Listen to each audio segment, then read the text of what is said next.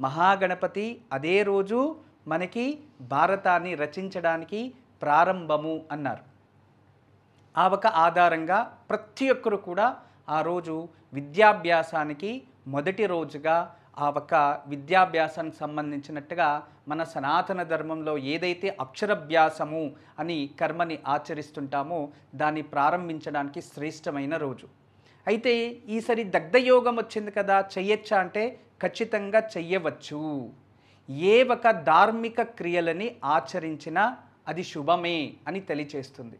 అందువలన అక్షరాభ్యాసానికి అత్యంత శ్రేష్టమైన రోజు. మరియు ఈరోజు మనము బంగారు కొనుగోలు చేయడానికి చెయ్యవచ్చా అంటే మీ ఇష్టం. అది మీరు కొనుగోలు చేస్తారా అలాగే ఉంటారా మీ ఇష్టం.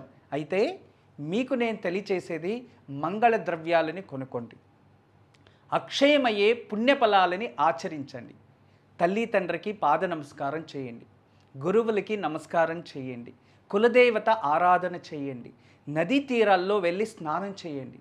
అక్షయ తృతీయ రోజు ఎవరైతే గంగా స్నానాన్ని ఆచరిస్తారో, అక్షయ తృతీయ రోజు ఎవరైతే నదీ స్నానాన్ని ఆచరిస్తారో ఆ నదీ స్నాన పుణ్యఫలం మహోత్తరంగా పెరుగుతూ ఉంటుంది. అంటే కర్మని తగ్గించుకుంటూ పుణ్యాన్ని అభివృద్ధి చేసుకునే క్రియలు ఏవి ఆచరించినా కూడా అది అక్షోగంగా పెరుగుతూనే ఉంటుంది. అక్షయము అంటే వృద్ధి చెందుతూనే ఉంటుంది అని అర్థం.